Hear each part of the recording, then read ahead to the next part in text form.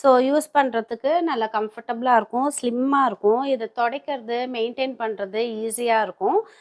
So இதுக்குள்ளே இப்படியே போயிடும். பதிய வைக்கணுன்றது என்னுடைய எண்ணம் இல்லை. என்ன பண்ணுறதுன்னு தெரியல. That time I was helpless. So எனக்கு வேறு என்ன பண்ணுறதுன்னு தெரியல. தடவை நாங்கள் வந்து காசுன்ட்டு ஒருத்தவங்கிட்ட போய் கேட்டது.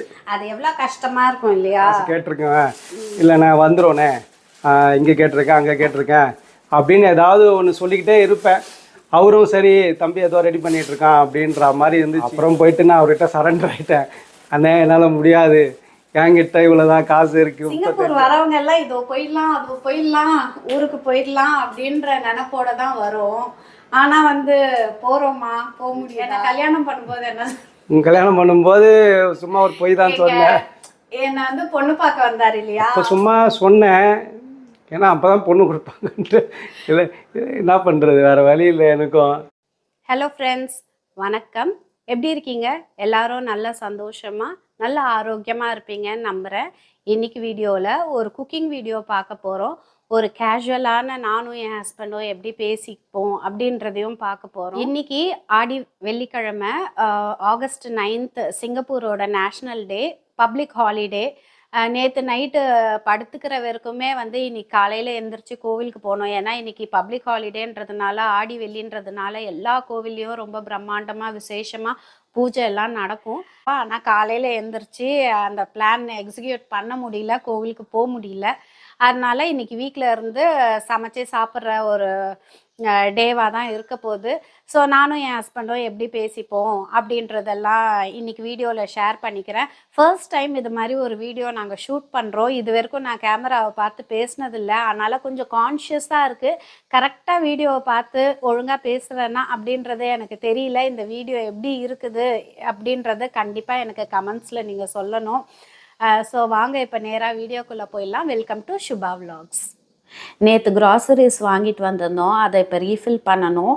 சரி அப்படியே உங்ககிட்ட ஒரு முக்கியமான விஷயத்த ஷேர் பண்ணிக்கலான்னு நினச்சேன். நான் இப்போல்லாம் வந்து கைக்குத்தல் அரிசி, தூய மல்லி அரிசின்ற பாரம்பரியமான அரிசி வகைகளை எங்களோட டயட்டில் சேர்த்துக்கிறேன். என்ன எப்படி 2-3 வெரைட்டியை மாற்றி மாற்றி சமைங்கன்றாங்களோ அது மாதிரி இப்போ நாங்கள் அரிசி கூட பாசுமதி ரைஸ், ஜீரக சம்பா அரிசி, பச்சரிசி, பொன்னி புழுங்கல் அரிசி, அப்புறம் இந்த சோனா மசூரி, ரா ரைஸு, அது மாதிரி வந்து ரைஸ்லேயே நிறைய வெரைட்டியான ரைஸு ஒவ்வொரு நாளும் ஒன்று ஒன்று சமைச்சு சாப்பிட்டுக்கிட்டு இருக்கோம்.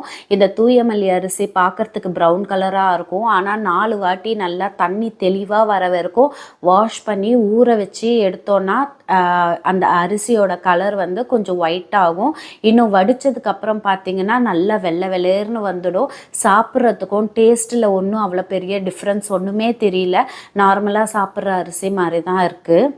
ஆனால் இந்த தூயமல்லி அரிசியில் இருக்கிற ஹெல்த் பெனிஃபிட்ஸ் பார்த்திங்கன்னா இதில் வந்து அதிகமான ஃபைபர், நார்ச்சத்து இருக்குது, கால்சியம், புரோட்டீன், அயர்ன், அப்புறம் நம்ம நரம்புகளுக்கு ரொம்ப நல்லது.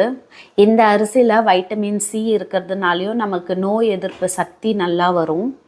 நம்ம பாலிஷ் பண்ண அரிசியை சாப்பிட்டு வெறும் கார்போஹைட்ரேட்ஸை ஏற்றிக்கிறத விட ஒரு ரைஸ்லேயே வந்து இவ்வளோ ஹெல்த் பெனிஃபிட்ஸ் இருக்குது அப்படின்னும்போது இதை யூஸ் பண்ணணும். இது வந்து டயபெட்டிஸ் பேஷண்ட்டுக்கு ரொம்ப யூஸ்ஃபுல்லாக இருக்கும். ஏன்னா ஃபைபர் அதிகமாக இருக்கிறதுனால இது வந்து சுகரை ஸ்பைக் பண்ணாது, சுகர் லெவலை கண்ட்ரோல்லையே வச்சுக்கும். சாப்பிட்றதுக்கும் டேஸ்ட்டாக தான் இருக்குது. அதனால் நம்ம வந்து ருசியாக டேஸ்டியாகவும் சாப்பிட்டுட்டு சுகரையும் கண்ட்ரோலில் வச்சுக்க முடியும். அதனால் தூயமல்லி அரிசி எல்லாருமே ட்ரை பண்ணி பாருங்கள். குழந்தைங்க, வளர்கிற குழந்தைங்களுக்கு கால்சியம்லேருந்து அயர்னு, அப்புறம் அவங்களுக்கு தேவையான சத்துக்கள் எல்லாமே கிடைக்குது. அதனால் எல்லாருமே இந்த அரிசியை கண்டிப்பாக ட்ரை பண்ணி பாருங்கள். நான் இன்றைக்கி தூயமல்லி அரிசி தான் சமைக்க போகிறேன். இதை கழுவி சமைச்சு உங்களுக்கு காட்டுறேன். கலரும் டெக்ஸ்சரும் எப்படி இருக்குன்றது உங்களுக்கே தெரியும். எங்கள் 4 பேருக்கு 1.5 கப் அரிசி எடுத்திருக்கேன். இதை ஒரு 4 வாட்டி தண்ணி நல்லா தெளிவாக வர வரைக்கும் கழுவிடுறேன். ஃபஸ்ட்டு வாட்டி கழுவும் போது தண்ணி ரொம்ப மஞ்சளாக வரும். 2-3 வாட்டி நல்லா அழுத்தி பிசைஞ்சு கழுவுனதுக்கப்புறமா தண்ணி தெளிவாக வரும். அப்போ ஊற வச்சுக்கோங்க. ஒரு அரை மணி நேரம் ஊற வச்சுட்டு வடிச்சிடலாம். நாங்கள் இந்த ஸ்டீல் கட்டிங் போர்டு வாங்கியிருக்கேன். இது காட்டலான்னு பார்த்தேன் உங்களுக்கு. இந்த கட்டிங் போர்டு பார்த்திங்கன்னா இங்கே இது மாதிரி எட்ஜ் இருக்கிறதுனால அழகாக போயிட்டு இந்த கட்டிங் போர்டில் இது சீட் ஆகிடும். ஸோ யூஸ் பண்ணுறதுக்கு நல்லா கம்ஃபர்டபுளாக இருக்கும், ஸ்லிம்மாக இருக்கும். இதை துடைக்கிறது மெயின்டைன் பண்ணுறது ஈஸியாக இருக்கும். ஸோ இதுக்குள்ளே இப்படியே போயிடும். அதனால இந்த கட்டிங் போர்டு வாங்கினேன். இது வந்து ஷாப்பி, லசாடா, அமேசான் அது மாதிரி எல்லா வெப்சைட்லேயுமே கிடைக்குது பாருங்க. ஆனால் கொஞ்சம் வெயிட்டாக இருக்குது, நல்லா ஸ்டர்டியாக இருக்குது, ஸ்ட்ராங்காக இருக்குது. ஏன் இந்த ஸ்டெயின்லெஸ் ஸ்டீல் மெயினாக வாங்கினேன்னு பார்த்தீங்கன்னா, இந்த கட்டிங் போர்டு உடன் கட்டிங் போர்டு இதை தான் நான் யூஸ் பண்ணிட்டு இருந்தேன். ஆனால் வந்து இது ஒரு ஒரு ஃபியூ இயர்ஸாக யூஸ் பண்ணிட்டு இருக்கேன். எப்படி ஆயிடுச்சு பாருங்க. அதனால சரி ஓகே அப்படின்ட்டு இதை ரீப்ளேஸ் பண்ணுறதுக்காக நான் இந்த ஸ்டீல் கட்டிங் போர்டு வாங்கினேன். ஆனால் ஸ்க்ராட்ச்னு பார்த்தீங்கன்னா பிளாஸ்டிக் கட்டிங் போர்ட்லேயும் ஸ்க்ராச்சஸ் ஆகும், உடன்லேயும் ஸ்க்ராட்ச் ஆகும், ஸ்டீல்லையும் ஸ்க்ராட்ச் ஆகும். ஆனால் பிளாஸ்டிக்கில் ஸ்க்ராட்ச் ஆகும்போது அந்த பிளாஸ்டிக்கோட தூளெல்லாம் வந்து நம்ம ஃபுட்டில் கலக்கிறதுக்கான வாய்ப்புகள் அதிகமாக இருக்குது. அதனால வந்து ஸ்டீல் பெட்டராக இருக்கும் அப்படின்ற ஆப்ஷனை நான் இந்த வாட்டி செலக்ட் பண்ணியிருக்கேன். யூஸ் பண்ண தெரியும் எப்படி இருக்குன்னு. இன்னொன்று இருக்குது பாருங்கள், இது மாதிரி வந்து டிஃப்ரெண்ட் சைஸில் கிடைக்கிது. இது இப்போ இது ஒரு சைஸு, இது ஒரு சைஸு, இது பெரிய சைஸு இங்கே பாருங்கள். ஆனால் இது வந்து இந்த கட்டிங் போர்டை விட பெருசாக போகுது. அதனால நாங்கள் வந்து மெஷர் பண்ணிவிட்டு இந்த கட்டிங் போர்டு உள்ளே இருக்கணும் அப்படின்றதுக்காக இந்த சைஸில் ஒன்று ஆர்டர் பண்ணோம். இது ரொம்ப பிடிச்சதுனால எங்கள் வீட்டுக்கார் வந்து இன்னும் கொஞ்சம் பெருசாகவும் ஒன்று ஆர்டர் பண்ணார்.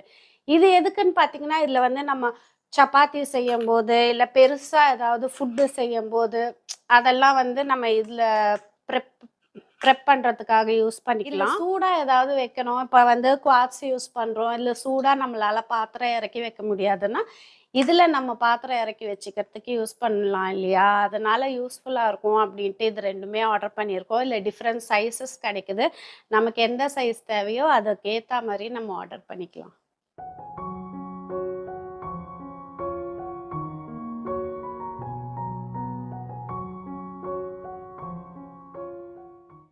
இந்த கார்னரில் பெண்டாகி இருக்கிறதுனால grip நல்லா இருக்குது, முன்ன பின்ன மூவ் ஆகாமல் ஒரே இடத்துல ஸ்டர்டியாக இருக்குது. பேக்கிங் பண்ணும்போது, பலகாரம் செய்யும் போது, சப்பாத்திக்கு மாவு பிசையும் போதெல்லாம் இது ரொம்ப யூஸ்ஃபுல்லாக இருக்கும். கட்டிங் போர்டாகவும் யூஸ் பண்ணிக்கலாம், மல்டி பர்பஸாக இருக்கும்ன்ட்டு வாங்கினோம். நேற்று நாங்கள் கடைக்கு போயிருந்தோம், கீரை வெஜிடபிள்ஸ் எல்லாம் கொஞ்சம் வாங்கிட்டு வந்தோம். என்னென்ன கீரை வாங்கியிருக்கேன்றதை பார்க்கலாம். பொன்னாங்கண்ணி கீரை. இன்னைக்கு காலையில் பிரேக்ஃபாஸ்ட்டுக்கு பார்த்தீங்கன்னா தோசை, புதினா சட்னி செஞ்சுருந்தேன். இங்கே பாருங்க. அப்புறம் வந்து நேற்று கடைக்கு போயிருந்தோமா, அங்கேருந்து வந்து முருங்கைக்கீரை வாங்கிட்டு வந்தேன். பொன்னாங்கண்ணி கீரை. இங்கே சிங்கப்பூரில் பாருங்கள் பொன்னாங்கண்ணி கீரை எவ்வளோ பெருசாக கிடைக்கும்ன்ட்டு. சரி 3 நாள் வந்து கண்டினியூஸாக பப்ளிக் ஹாலிடே வருது, லாங் வீக்கெண்ட், அதனால் எல்லாரும் வீட்டில் இருப்பாங்க. சேர்ந்து ஆஞ்சோன்னா நம்மளால் க்ளீன் எல்லாருமே சேர்ந்து செய்வோம்.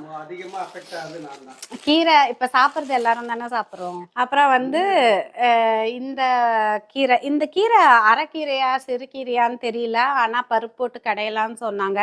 சரி யூஸ்வலாக வந்து பசலைக்கீரை வாங்குவேன், இந்த வாட்டி வந்து இந்த அரைக்கீரை வாங்கலாம் அப்படின்ட்டு வாங்கியிருக்கேன் பருப்பு போட்டு கடையிறதுக்கு. ஸோ சிங்கப்பூரில் வந்து காய்கறி கடைக்கு போனோன்னா கீரை வந்து நிறைய வாங்கிட்டு வருவோம். எங்கள் வீட்டில் வந்து யூஸ்வலாக கீரை நிறைய சாப்பிடுவோம் அதனால. ஸோ இதை வந்து அப்புறம் ஆஞ்சிக்கலாம், இதெல்லாம் வந்து அப்புறம் ஆஞ்சிக்கலாம். இப்போதைக்கு சமையலுக்கு இந்த பருப்பு போட்டு கடையிற இந்த கீரை மட்டும் எடுத்து சமைக்கலாம்.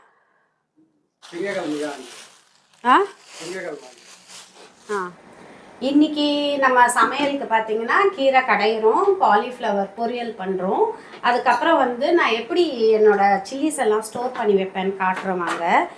இது மாதிரி வந்து உள்ள ஒரு டிஷ்யூ போட்டுட்டு பாக்ஸில் பச்சை மிளகாவோட காம்பெல்லாம் எடுத்துட்டு இப்படி ஸ்டோர் பண்ணோன்னா ரொம்ப நாளைக்கு கெட்டு போகாமல் இருக்கும், ஃப்ரெஷ்ஷாக இருக்கும். இது வாங்கி லாஸ்ட் டைம் எப்பயோ வாங்கினது, இந்த வாட்டி நான் வாங்கவே இல்லை பச்சை மிளகாய், ஏன்னா இதுவே இருக்குது, நல்லா இருக்குது அதனால. அப்புறம் அதே மாதிரி தான் கருவேப்பிலையும் வந்து வாங்கிட்டு வந்த உடனே வந்து கீழே ஒரு டிஷ்யூ போட்டுட்டு அதில் க்ளீன் பண்ணி வச்சிட்டோன்னா இதோட லைஃப் நல்லா வரும், கெட்டு போகாமல் இருக்கும். அப்புறம் நேற்று வந்து இந்த பட்டாணி பச்சை பட்டாணி வந்து கிடச்சிது, ஃப்ரெஷ்ஷாக இருந்தது. அதனால அதுவுமே வாங்கிட்டு வந்து க்ளீன் பண்ணி வச்சுருக்கேன். ஸோ இது எப்போயாவது நம்ம பிரிஞ்சி குருமா அது மாதிரி பண்ணும்போது யூஸ் பண்ணிக்கலாம். இப்போ இந்த கீரை க்ளீன் பண்ணிவிட்டு சமையலை ஸ்டார்ட் பண்ணிடுவோம். இப்போ வந்து நம்ம வெறும் குக்கிங் பண்ணோன்னா போரிங்காக தான் இருக்கும். என் ஹஸ்பண்ட் இன்னைக்கு வீட்டில் இருக்காங்க, பப்ளிக் ஹாலிடேன்றதுனால அவர்கிட்ட ஏதாவது நம்ம இன்ட்ரெஸ்டிங்காக கேட்போம்.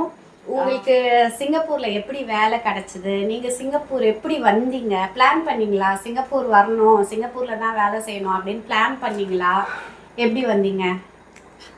அப்படியெல்லாம் ஒன்றும் இல்லை, அது ஒரு ஆக்சிடென்டெல்லாம் நடந்தது தான். ஆக்சிடெண்ட்டாக நடந்தால் நான் சிங்கப்பூரில் இருக்கேன் இப்போதைக்கு. ஓகே, அது ஒரு இன்ட்ரெஸ்டிங்கான ஸ்டோரி தான். ஆக்சுவலாக என் ஃப்ரெண்டு தான் ஆம்பிஷனாக இருந்தார் சிங்கப்பூரில் வந்து, குணான்ட்டு ஒருத்தர். அவர் தான் ரொம்ப சிங்கப்பூரில் தான் வேலை செய்யணுன்ட்டு ரொம்ப ட்ரை பண்ணார். அப்புறம் அவருக்கு வேலையும் கிடச்சிடுச்சு. ஒரு நாள் என்னை அவருக்கு நான் ஃப்ளைட் டிக்கெட்டு கலெக்ட் பண்ணணும், என் கூட வான்னு கூட்டிகிட்டு போனார். சரின்ட்டு நானும் சும்மா மாப்பிள்ளை தோலை மாரி கூட போனேன். சரி ஃப்ரெண்டு சிங்கப்பூர்லாம் போகிறாரு, நம்மளும் கூட போயிட்டு ஒரு சப்போர்ட் பண்ணுவோம் அப்படின்னு சொல்லிட்டு ஒரு கூட போனேன். அந்த ஏஜென்சி ஆஃபீஸில் தான் வெயிட் பண்ணிகிட்டு இருந்தேன். அந்த ஏஜென்ட்டை வந்து திடீர்னு வந்து சொன்னார், உள்ளே வந்து இன்னொரு செகண்ட் ஃபேஸ் இன்டர்வியூ ஓடிட்டுருக்கு, அட்டன் பண்ணுறியாப்பா அப்படின்னாரு. அதான் அவருக்கு தெரியும், நானும் கிளாஸ்மேட்டு தான், நானும் சிவில் இன்ஜினியரிங் தான் படிச்சிருக்கேன்னு தெரியாதால சும்மா கேட்டார், அட்டன் பண்ணுறியாப்பா இன்டர்வியூன்னாரு. சுத்தமாக நான் எதுவும் ப்ரிப்பேர்டும் பண்ணல, எனக்கு எதுவுமே தெரியாது. இருந்தாலும் ஒரு குருட்ட நம்பிக்கை, சரி போய் அட்டன் தான் பண்ணுவோம், இல்லை என்ன வரப்போகுது அப்படின்னு சொல்லிட்டு. சிங்கப்பூர் வரணும்னு ஆசை இருந்ததா? 1% எனக்கு அதை பற்றி தாட்டே கிடையாது, நினச்சி கூட பார்க்கல நான். சரி கூப்பிட்றாரு, நான் தான் இன்டர்வியூ போய் பார்ப்போமே அப்படின்னு சொல்லிட்டு ஃப்ரெண்டும் சொன்னார், போய் அட்டன் பண்ணா பார்த்துக்கலாம் அப்படின்ட்டு. சரி போனேன். ஒன்றும் பெருசாலாம் ஒன்றும் கேள்வி கேட்கல, சாதாரணமாக கேட்டாங்க, பேசிக்கான கொஸ்டின்ஸ் தான். ஏன்னா ஒன்று இங்கிலீஷில் கேட்டாங்க, நானும் எனக்கு தெரிஞ்ச இங்கிலீஷில் ஓரளவுக்கு அடித்து விட்டேன். அநேகமாக ஓகே ஆயிடுச்சுன்ட்டு எனக்கு தெரியாது, நான் பேசினேன் வந்துட்டேன். திடீர்னு பார்த்து நம்ம வந்து அரிசி போட்டுக்கலாம். இது வந்து தூய மல்லி அரிசி பாருங்க, நல்லா அரிசி கழுவி ஊற வச்ச உடனேயே அந்த கலர் வந்து ப்ரௌனாக இருந்தது பாருங்க. இப்போ ஆல்மோஸ்ட் கொஞ்சம் வெள்ளையாயிடுச்சு. இப்போ வந்து தண்ணி கொதிக்குது, நம்ம அரிசி போட்டுக்கலாம். சொல்லுங்க, எங்கே ஸ்டாப் பண்ண? நீங்கள் சொன்னீங்க இந்த மாதிரி வந்து உங்களுக்கு கொஸ்டின்ஸ் வந்து சிம்பிளாக தான் கேட்டாங்க. ஆமாம், இன்டர்வியூ அட்டன் பண்ணேன், அப்புறம் வீட்டுக்கு வந்தாச்சு. அப்புறம் இன்னும் கொஞ்ச நாளில் பார்த்தோம்னா ஃப்ரெண்டும் சிங்கப்பூர் போயிட்டார். நான் பாட்டு நம்ம வேலையை பார்ப்போம்னு சொல்லிட்டு ஆஸ் யூஷுவல் வேலையை பார்க்க ஆரம்பிச்சிட்டேன். திடீர்னு பார்த்தா அந்த ஏஜென்ட்டு கால் பண்ணுறாரு. ஒரு நாளைக்கு கால் பண்ணிட்டு, தம்பி உனக்கு வந்து சிங்கப்பூர் விசா வந்துடுச்சு, ரெடியான்னு கேட்டார். எனக்கு என்ன சொல்கிறதுனே தெரில, சந்தோஷப்படுறதா இல்லை துக்கப்படுறதா. துக்கம் எதுக்கு படணும்னா, ஏன்னா ஏஜென்ட் ஃபீ கட்டணும். துக்கப்படுறதுக்கு ஒரு ரீசன் இருக்குது, நம்ம கையில் நயா பைசா கிடையாது. 1,10,000 கட்டணும். எங்கே போகிறது 1,10,000? நம்மக்கிட்ட சுட்டு போட்டாலும் 1000 ரூபா கூட தேராது. ஆமாம், நம்மக்கிட்ட ஏற்று சொத்து சுகம் ஒன்றும் கிடையாது. நான் ரொம்ப ஒரு மாதிரியான ஒரு மிக்ஸ்டு எமோஷ்னல் ஆகிட்டேன். எப்படி அந்த காசை நான் வந்து ரெடி பண்ணி ஏஜென்ட்டு கட்டி இங்கே வர்றதுன்ட்டு நான் பட்ட அவஸ்தை எனக்கு தான் தெரியும். எப்படியோ ட்ரை பண்ணோம், எப்படியோ மேனேஜ் பண்ணி இங்கே வந்தாச்சு. இன்றைக்கி லைஃப் டோட்டலாக மாறிடுச்சு. அந்த காசு எப்படி ரெடி பண்ணீங்க? காசுன்னா சொத்து சோகம் ஒன்றும் கிடையாது, அங்கங்கே பாரோ தான். இங்கே பாரோ, சொந்தக்காரங்கிட்ட கேட்குறது, அவங்கக்கிட்ட கேட்குறது. சில 10 பேரில் கேட்டால் ஒரு ஆள் கொடுப்பாங்க. அதனால் எப்படியோ மேனேஜ் பண்ணி ஓரளவுக்கு ரெடி பண்ணேன். மீதியை வந்து கட்ட முடியல. அதே இப்போ அந்த டைம்லலாம் வெளிநாட்டில் வேலை கிடைக்குது அப்படின்னா நம்பினாங்களா அவங்கள? வெளிநாட்டு வேலைன்றது நம்பினாங்களே? ஏன்னா மோஸ்ட்லி வந்து அது ஜென்யூனான ஆஃபராக இருக்குமா, நிஜமாலே இவங்க போய் சம்பாதிப்பாங்களா வெளிநாட்டில் அப்படின்ற டவுட் எல்லாம் இருக்கும் பாருங்களேன். நம்ம ஃபேமிலியில் யாருமே வெளிநாட்டுக்கு போனதில்லை. அதாவது எங்கள் ஜென்ரேஷன்லேயே ஃபஸ்ட்டு ஓவர்சீஸில் வந்து ஒர்க் பண்ணது நான் தான். ஆக்சுவலாக யாருமே நம்பலை, அதுதான் உண்மை. யாரும் வந்து நான் வந்து சிங்கப்பூருக்கு வேலைக்கு போகிறேன்னொன்னே எல்லாருக்கும் ஒரே ஷாக்கிங் தான். மோஸ்ட்லி யாரும் காசு கொடுக்காததுக்கு காரணம் வந்து அதுவும் ஒரு ரீசன். எங்கே இவங்க கொடுத்து எங்கேயா ஏமாந்துட போகிறான், ஏமாந்துட்டாங்கன்னா அது நம்மகிட்ட காசு எப்படி திருப்பி கிடைக்கணும், சொத்து சொகம் எதுவும் கிடையாது. எங்கள் அப்பாவும் இல்லை, அம்மா மட்டும்தான். அதனால் வந்து அந்த ரீசன்னாலே யாரும் காசு கொடுக்கல. உங்கள் அப்பா வந்து நீங்கள் சின்ன வயசாக இருக்கும்போது ஆமாம், நான் 9th 10th படிக்கும்போது அவர் இறந்துட்டார். அப்புறம் உங்கள் அம்மா வந்து நீங்கள் 5 பேர். ஆமாம், நீங்கள் 5மே பஞ்ச பாண்டவர்கள். அதில் வந்து உங்கள் அம்மா வந்து வேலைக்கு போய் உங்கள் 5 பேரையும் ஏதோ அப்படி. எங்கள் அம்மாவும் போனாங்க, எங்கள் அண்ணன்களும் போனாங்க, அவங்களும் வேலை செஞ்சாங்க. நம்ம வளர்ந்ததுக்கு எங்கள் அண்ணன்களோட பார்ட்டும் இருக்குது. நான் அவங்களாம் வேலை செஞ்சாங்க. என்ன ஒன்றும் ரொம்ப பெரிய லெவலில் வேலை இல்லை, எல்லாம் ஓரளவுக்கு மீடியம் ரேஞ்ச் ஒர்க்கு தான். ஜஸ்ட் நைஸாக இருந்துச்சு ஃபேமிலி ரன் பண்ணுறதுக்கு. அடிஷ்னலாக நம்ம சேவிங் பண்ணுறதுக்கோ அப்படி இப்படின்னு ஒன்றும் பெருசாக இல்லை. அதனால அவங்களாலையும் ஃபைனான்ஷியலி சப்போர்ட் பண்ண முடியல அந்த டைமில். நோ சாய்ஸ், நாங்கள் சொந்தக்காரங்களெல்லாம் கேட்டோம். சில பேர் ஹெல்ப் பண்ணாங்க, சில பேர் நம்பிக்கை இல்லை, முகத்துக்கு நேராக யாரும் சொல்லலை ஏமாந்துருவாடா அப்படின்ட்டு. ஆனால் பின்னாடி நிறைய பேர் பேசினாங்க. பட் இருந்தாலும் எனக்கு ரொம்ப கான்ஃபிடென்ட்டு, ஏன்னா என் ஃப்ரெண்டு குணானால. எங்கள் அம்மா 100% நம்பினாங்க அவங்க. ஏன்னா எங்கள் அம்மாவுக்கு வந்து என் ஃப்ரெண்டு குணா, அவங்க ஃபேமிலி, அவங்க அம்மாலாம் ரொம்ப நல்லா தெரியும். ஸோ குணா போகிறாப்போல அப்படின்னோடனே அவங்களுக்கு 100% நம்பிக்கை. அதனால் அவங்க இன்ஃபேக்ட் அவங்களுக்கு வந்து நான் யார் ஏஜென்ட்டு, யார்கிட்ட அந்த காசை கொடுக்க போகிறேன் எதுவுமே அவங்க கடைசி வரைக்கும் தெரியாது, இன்றைக்கி வரைக்கும் தெரியாது. அவங்க இல்லை இப்போது, இன்றைக்கி வரைக்கும் அவங்களுக்கு தெரியாது நான் யார்கிட்ட காசு கொடுத்தேன்ட்டு. இருந்தாலும் அவங்க வந்து ஃபுல்லி நம்பினாங்க. அப்படி பண்ணி தான் எப்படியோ வந்துட்டேன். அது கேம் சேஞ்சர் மாரி, லைஃப் சேஞ்சர் மாரி. இல்லையே, எனக்கு ஒரு விஷயம் சொன்னீங்களே, நீங்கள் என்ன சொன்னேன்? ஏஜென்ட் கிட்ட போயிட்டு எப்படி காசு ரெடி பண்ணீங்கன்னு. ஏஜென்ட் கிட்டயா? காசெல்லாம் ரெடி பண்ணல. என்ன பண்ணீங்க? 3 மாதம் டைம் இருந்தது. ஆக்சுவலி அந்த ஐபிஏன்னு சொல்லுவாங்க, அது வந்த டேட்லேருந்து 3 மாதத்துக்குள்ளே சிங்கப்பூருக்கு என்ட்ரி ஆகிடணும், அதுதான் ரூல்ஸு. அப்போ நான் என்ன பண்ணோம்னா, ரொம்ப நாளாக காசு பெரட்டினேன். ஒரு 35,000 ரூபா தான் என்னால் பெரட்ட முடிஞ்சது. உங்களுக்கு 3 months டைம் இல்லையா? 3 months டைம் காசு கட்டுறதுக்கு. ஆமாம், 3 months டைமு 35,000 ரூபா பெரட்டிட்டேன். இல்லை ஒஸ்ட்டு சினாரியோ என்னென்னா, அப்போ எனக்கு வந்து இன்னொரு ஜாப் கிடச்சிது லோக்கலாகவே. அதாவது ஸ்ரீபெரும்புதூருக்கு போய் வேலை செய்யணும். அது ஒரு பெரிய கம்பெனி தான், இன்ஜினியராக தான் கிடச்சிது. ஆனால் நான் சென்னையிலேருந்து ஸ்ரீபெரும்புதூரில் போய் தங்கி வேலை செய்கிற மாதிரி ஆயிடுச்சு.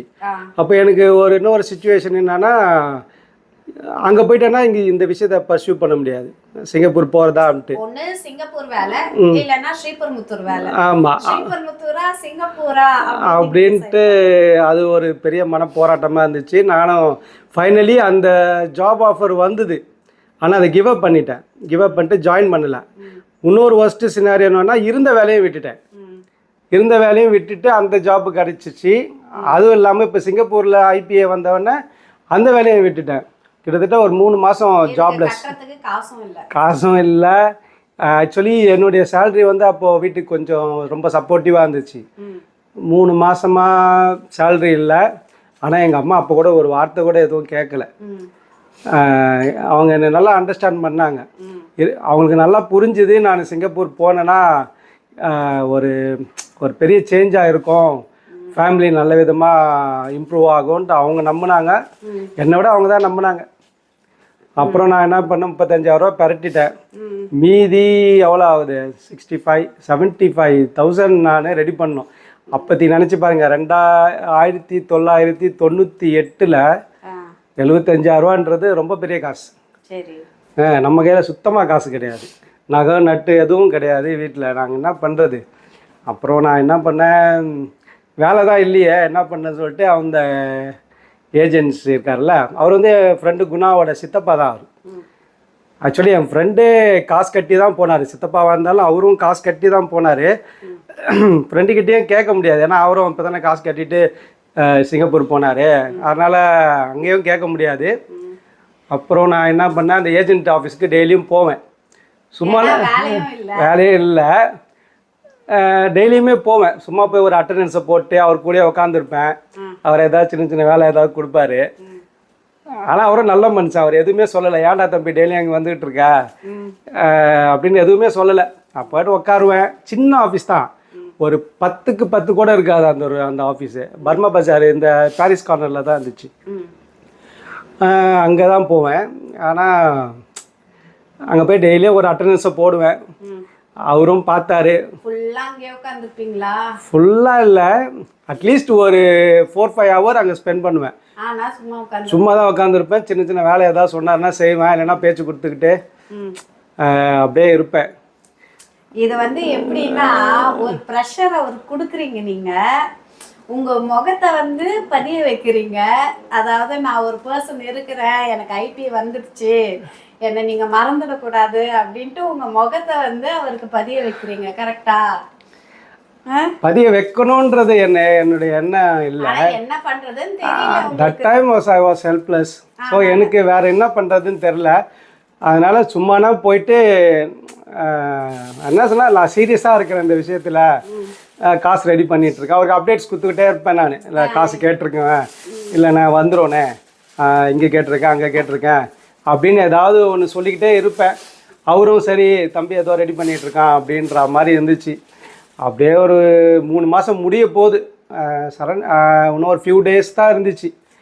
அப்புறம் போயிட்டு நான் அவர்கிட்ட சரண்டர் ஆகிட்டேன். அண்ணே என்னால் முடியாது, என்கிட்ட இவ்வளோதான் காசு இருக்குது, 35,000 ரூபா தான் இருக்குது. எவ்வளோ கட்டணும்? 1,10,000 ரூபா கட்டணும். 1,10,000 ரூபாய் கட்டணும். ஆனால் நீங்கள் வந்து 35,000 ரூபாய் ரெடி பண்ணிட்டு, ஆமாம், டெட்லைன் வந்த உடனே என்கிட்ட இவ்வளோதான் இருக்குது, இதுக்கு மேலே என்னால் ரெடி பண்ண முடியலன்னு சரண்டர் ஆகிட்டீங்க. ஆமாம், சரண்டர் ஆகிட்டேன். நானும் சரண்டர் ஆகிட்டோன்னா அவர் பாவம், அவர் வந்து சரி நம்ம 3 மாசமா நம்ம மூஞ்ச பார்த்துட்டு இருக்காருல்ல.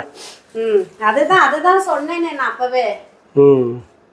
அதனால அவர் என்ன பண்ணாரு, எதுவும் சொல்லலை.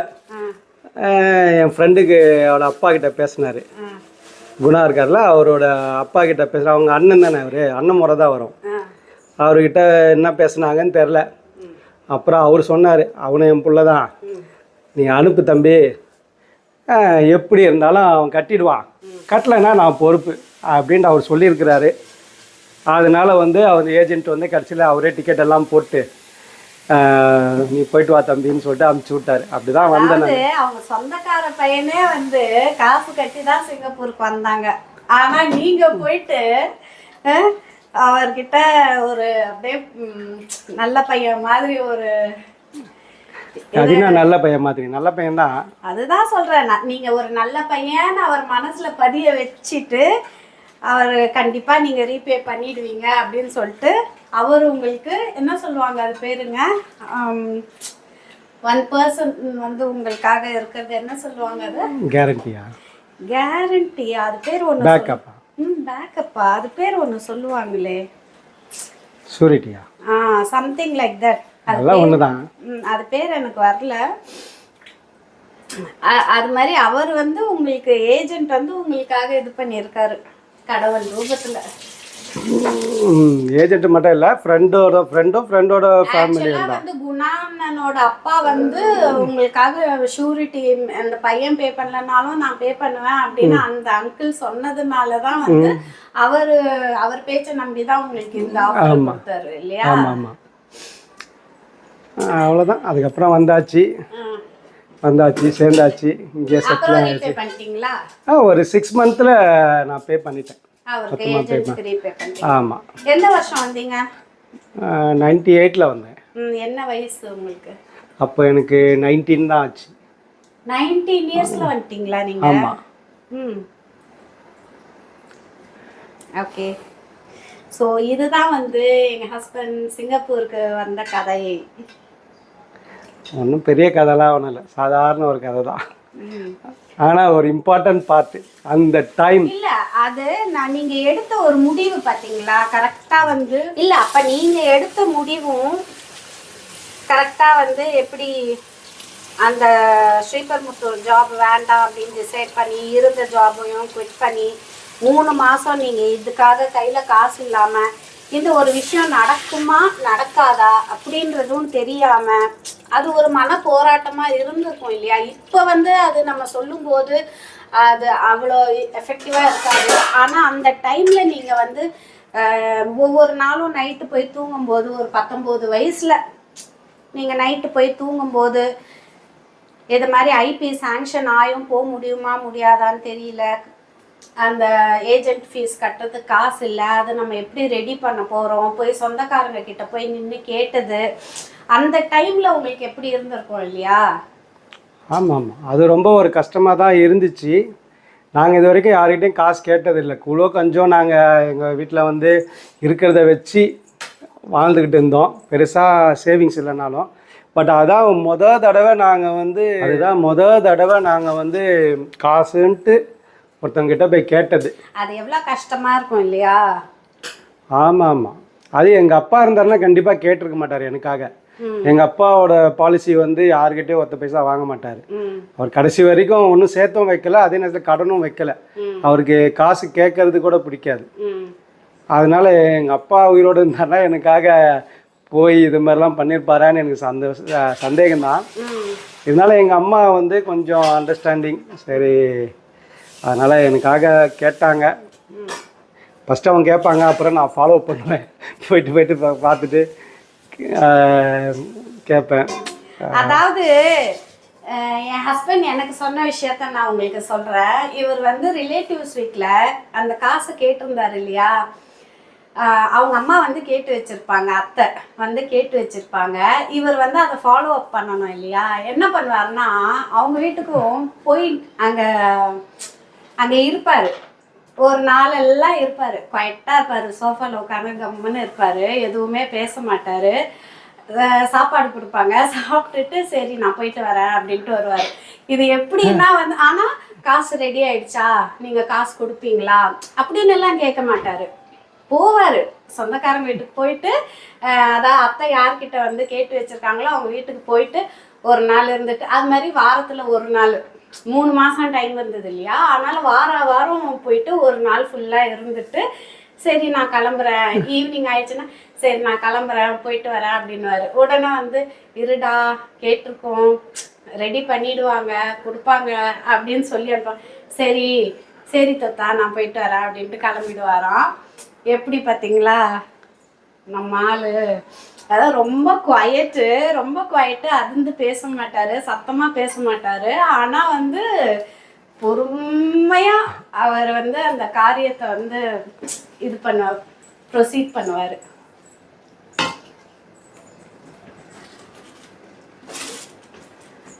இப்போ வந்து எவ்வளோ வருஷங்க ஆகுது? ஆச்சு ஒரு 26 வருஷம் ஆகுது. 26 வருஷம் சிங்கப்பூர்லேயே இருந்தாச்சு. சிங்கப்பூர் வரவங்க எல்லாம் இதோ போயிடலாம் அதோ போயிடலாம் ஊருக்கு போயிடலாம் அப்படின்ற நினைப்போட தான் வரும். ஆனால் வந்து போகிறோமா, போக முடியுதா? நான்லாம் ஃபஸ்ட்டு வாட்டி வரும்போது 4 வருஷம் வந்து சம்பாதிச்சுன்னு ஓடியே போகணுன்னு நினச்சி வந்தேன். 4 ஆச்சு, 4 16 ஆச்சு, 26 ஆயிடுச்சு. என்ன கல்யாணம் பண்ணும்போது என்ன? கல்யாணம் பண்ணும்போது சும்மா ஒரு பொய் தான் சொன்னேன். என்னை வந்து பொண்ணு பார்க்க வந்தார் இல்லையா? அப்போ வந்து சொந்தக்காரங்க எல்லாம் எங்கள் பெரியம்மா எல்லாம் இவரை தனியாக கூட்டின்னு போயிட்டு, ஏன்பா பொண்ணை வந்து நீ இவ்வளோ தூரம் கூட்டிகிட்டு போகிற, திரும்ப கூட்டின்னு வந்துடுவீங்களா இல்லை அங்கேயே இருப்பீங்களா அப்படின்னு கேட்டாங்க. எங்கள் வீட்டுக்கார் வந்து 3 வருஷம் டார்கெட், 3 வருஷத்தில் நாங்கள் வந்து இந்தியாவுக்கு ரிட்டர்ன் வந்துடுவோம் அப்படின்னு சொன்னார். அதனால பொண்ணு கொடுத்தாங்க. இப்போ 3 வருஷன்றது நான் வந்து இங்கே 17 வருஷம் ஆகுது. எனக்கு கல்யாணம் ஆகி 17 வருஷம் ஆகுது. இன்னும் எப்போ போகிறோன்னு தெரியல. நாங்கள் ஊருக்கு எதுக்கு போனோம்? இங்கேயே பெட்டராக தான் இருக்குது. அதனால் வந்து நாங்கள் இங்கேயே செட்டில் ஆகிறது தான் பெட்டர். அப்போ சும்மா சொன்னேன், ஏன்னா அப்போ தான் பொண்ணு கொடுப்பாங்கன்ட்டு. இல்லை என்ன பண்ணுறது, வேறு வழி இல்லை எனக்கும். இங்கே வந்து பார்த்தா தானாக இவங்களே மாறிடுவாங்கன்ட்டு எனக்கு ஒரு கான்ஃபிடென்ட் இல்லை. ஆனால் நான் ஸ்டார்டிங்லேருந்தே இங்கே வந்தப்பையிலேருந்தே ஒவ்வொரு வருஷமும் என்னங்க நம்ம எப்போ ஊருக்கு போவோம், நம்ம எப்போ ஊருக்கு போயிடலாம், எப்போ ஊருக்கு போய் இதே தான் கேட்டுக்கிட்டே இருந்தேன். ஆனால் இயர்ஸ் பாஸ் ஆக ஆக எனக்கே ஓரளவுக்கு தெரிஞ்சிடுச்சு இது வந்து நடக்காத ஒரு விஷயம், அதனால் நம்ம கேட்கறதுல ஒன்றும் யூஸ் இல்லை அப்படின்ற மாதிரி எனக்கு தெரிஞ்சிருச்சு. ஆனால் இன்னமும் நான் கேட்டுட்டு தான் இருக்கேன். நான் என்ன சொல்கிறேன்னா நீங்களாம் கிளம்பி ஓடிடுங்க, நான் இங்கேயே இருக்கேன்னு சொல்கிறேன், அதுக்கும் ஒத்து வர மாட்டேறீங்க. ஆமாம், ஃபேமிலி பிரிஞ்சு இப்போ நாங்கள் தனியாக நீங்கள் தனியாக இருக்கிறதுக்கு. ஆனால் அவருக்கு வந்து ரொம்ப ஜாலி தான், ஏன்னா திரும்பவும் பேச்சுலர் லைஃப் அவருக்கு கிடச்சிடும். அதனால வந்து எப்படா எங்களை அனுப்பலாம் அப்படின்னு தான் அவர் பார்த்துட்டு இருக்காருன்னு நினைக்கிறேன். இழந்த வாழ்க்கையை மீண்டு வரும்ல, மீண்டு கொஞ்சம் பழைய சந்தோஷத்தெல்லாம் அனுபவிக்கலான்ட்டு. ஆனால் ஜென்ஸுக்கு பாருங்க, எங்கே இருந்தாலும் எப்படி இருந்தாலும் லைஃப் ஹாப்பியாக தாங்க இருக்கும். அது வந்து வெளிநாட்டில் இருந்தாலும் சரி, இந்தியாவில் இருந்தாலும் சரி, ஃபேமிலியோடு இருந்தாலும் சரி, ஃபேமிலி ஊருக்கு போயிட்டு இவங்க தனியாக இருந்தாலும் சரி. அதுலேயும் என் ஹஸ்பண்ட் இருக்கார் பாருங்க, என்ன இருக்கோ இல்லையோங்க, அவரால் எப்படி ஹாப்பியாக இருக்கணும் அப்படின்றது தெரியுங்க. அவருக்கு தெரியும் அவரை வந்து எப்படி சந்தோஷமாக அவர் வச்சுக்கணும் அப்படின்றது. ஈவன் டஃபஸ்ட் டைமில் கூட அவருக்கு தெரியும். அந்த டஃபஸ்ட் டைமை கூட எப்படி பாசிட்டிவாக அதை மாற்றி எப்படி அவர் வந்து அதை ஹேண்டில் பண்ணலாம் அப்படின்றது அவருக்கு தெரியும். அதே மாதிரி ஸ்மூத்தான டைமில் கூட அவர் ஹாப்பியாக இருந்துப்பார், ஜாலியாக இருந்துப்பார். இவங்க இல்லையே, அவங்க இல்லையே, இது இல்லையே, அது இல்லையே, இப்படி இருக்கே, அப்படி எந்த ஒரு ரிக்ரெட்ஸும் இல்லாத ஒரு பர்சன்.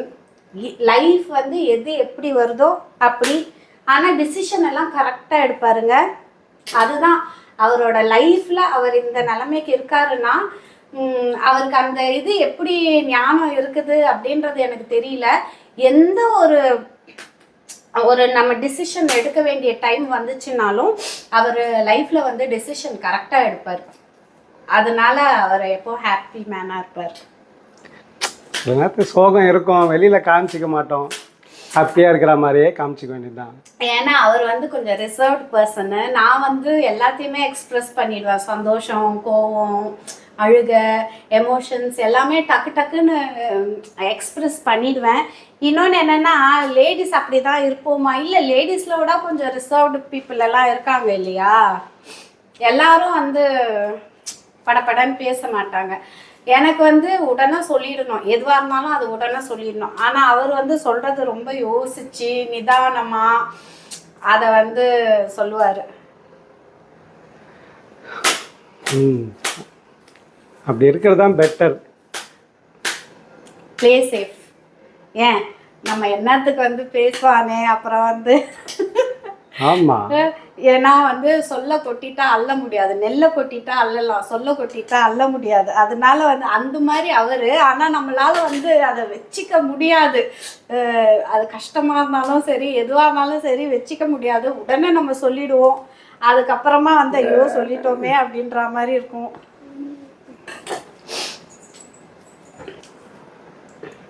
ஸோ இப்போ வந்து காலிஃப்ளவர் பொரியலுக்கு ரெடி பண்ணிகிட்ருக்கேன். நம்ம சமையல் முடித்ததுக்கப்புறம் பார்க்கலாம். அப்புறம் இன்னும் ஒரு விஷயம், அவங்க அம்மா வந்து எங்கள் கல்யாணத்துக்கு 2 வருஷத்துக்கு முன்னாடி இறந்துட்டாங்க. ஸோ இவ்வளோ கஷ்டப்பட்டு பையனை வந்து கனவுகளோட சிங்கப்பூர் அமிச்ச அவங்க வந்து சிங்கப்பூருக்கு ஒரு வாட்டி கூட வந்ததில்லை. ஸோ இதை சொல்லணும்னு நான் நினச்சேன். அது வந்து ஒரு சடன் டெத். அவங்க நல்லா ஹெல்த்தியாக தான் இருந்தாங்க, வயசும் பெரிய வயசு இல்லை. ஆனால் வந்து திடீர்னு ஒரு காம்ப்ளிகேஷன் வந்து என்னது அது அப்பெண்டிக்ஸ் நினைக்கிறேன். ஓகே, ஏதோ ஒன்று வயிற்று வலி, சம்திங் ரிலேட்டட் டு ஸ்டமக்.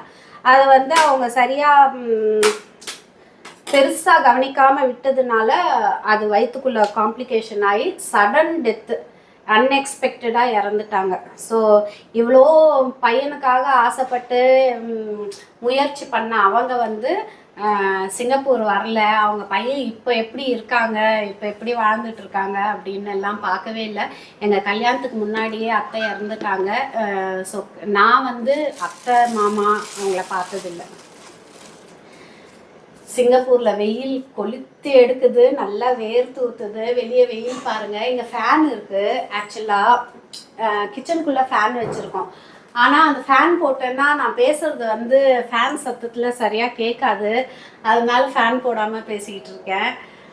சிங்கப்பூரில் வெயில் பாருங்கள், செம்ம வெயில் காட்டுது.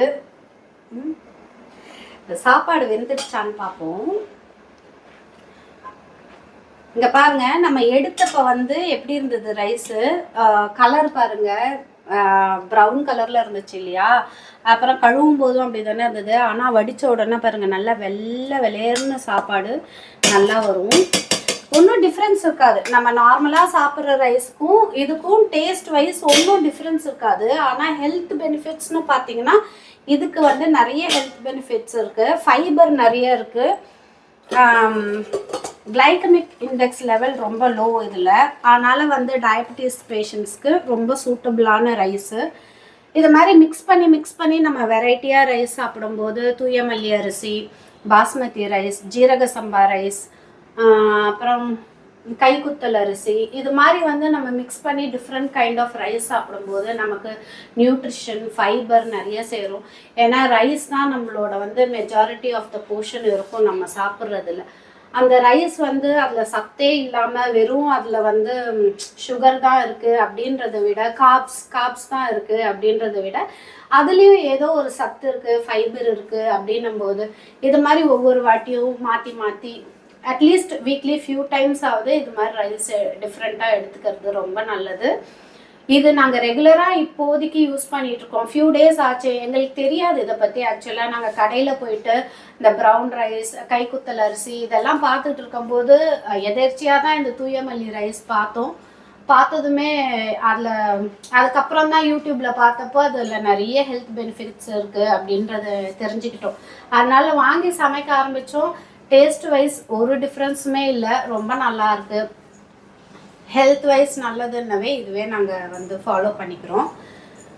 ஸோ உங்களுக்கு வந்து இது மாதிரி நாங்கள் எடுத்துகிட்ருக்கீங்க, உங்களுக்கு வந்து இது மாதிரி நாங்கள் பேசிக்கிட்டே சமைக்கிறது பிடிச்சிருக்கா? அப்புறம் என் ஹஸ்பண்டோட ஸ்டோரி இன்னும் பார்ட் 2 பார்ட் 3 அவரை பற்றி இன்னும் தெரிஞ்சுக்கணுமா?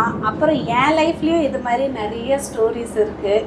உங்களுக்கு இது மாதிரியெல்லாம் எங்களோட ஸ்டோரிஸ் தெரிஞ்சுக்கணுமா? சிங்கப்பூர் நாங்கள் வந்து எங்கள் லைஃப் ஸ்டைல், சிங்கப்பூர் இந்தியாவில் இருக்கிற டிஃப்ரென்ஸ், இது மாதிரி ஒவ்வொரு நாள் ஒவ்வொரு டாபிக். ஆனால் என்ன ஒன்றுன்னா என் ஹஸ்பண்ட் வந்து வீட்டில் இருக்க மாட்டார். அவருக்கு வந்து working hours, long working hours, very busy. அதனால் அவரை பிடிக்கவே முடியாது. இப்போவே பார்த்தீங்கன்னா ஒன்றுத்துக்கும் அவரை கூப்பிட்டு நான் வீடியோ இது மாதிரி எடுக்கிறது ரொம்ப லேட் ஆகுது எனக்கு. அதனால் அவரை பிடிக்கிறது தான் கஷ்டம். அதனால தான் மோஸ்ட்லி வந்து நான் ஸ்டாண்டில் வச்சுட்டு நான் ஷூட் பண்ணிவிட்டு வாய்ஸ் ஓவர் கொடுப்பேன். இது மாதிரி அவர் வந்து இனிஷியேட்டிவ் எடுத்து வீடியோ எல்லாம் ஷூட் பண்ணி 2 பேரும் பேசி எடுத்தோன்னா எனக்குமே வேலை ஈஸியாக இருக்கும், வீடியோவும் கொஞ்சம் இன்ட்ரெஸ்டிங்காக இருக்கும். அதனால் உங்களுக்கு பிடிச்சிருந்ததுன்னா கமெண்ட்ஸில் கண்டிப்பாக சொல்லுங்கள். அவரை இது மாதிரி வந்து எனக்கு ஹெல்ப் பண்ண சொல்லி வீடியோ எடுக்கிறதுல. இந்த வீடியோ இன்ட்ரெஸ்டிங்காக இருந்ததுன்னா அதை நீங்கள் கமெண்ட்ஸில் சொல்லுங்கள். இது மாதிரி பண்ணலாமா, இது மாதிரி வீடியோஸ் போடலாமா, உங்களுக்கு இன்னும் என்னென்ன விஷயம்லாம் தெரிஞ்சுக்கணும் எங்களை பற்றி அப்படின்றதெல்லாம் நீங்கள் கமெண்ட்ஸில் கேளுங்க. ஸோ வீடியோ உங்களுக்கு பிடிச்சிருந்ததுன்னா இது மாதிரி ஃப்யூச்சர்லேயும் நிறைய வீடியோஸ் ட்ரை பண்ணலாம். இவ்வளோ தூரம் வீடியோ பார்த்துருந்தீங்கன்னா ரொம்ப தேங்க்ஸ். உங்களுக்கு இந்த வீடியோ பிடிச்சிருந்ததுன்னா சுபா விலாக்ஸ் சேனலை சப்ஸ்கிரைப் பண்ணி நோட்டிஃபிகேஷன் பெல்லையும் கிளிக் பண்ணி வச்சுக்கோங்க. இன்னும் ஒரு சூப்பரான வீடியோவில் வந்து சந்திக்கிறேன். Until then, take care and bye-bye. Thank you for watching.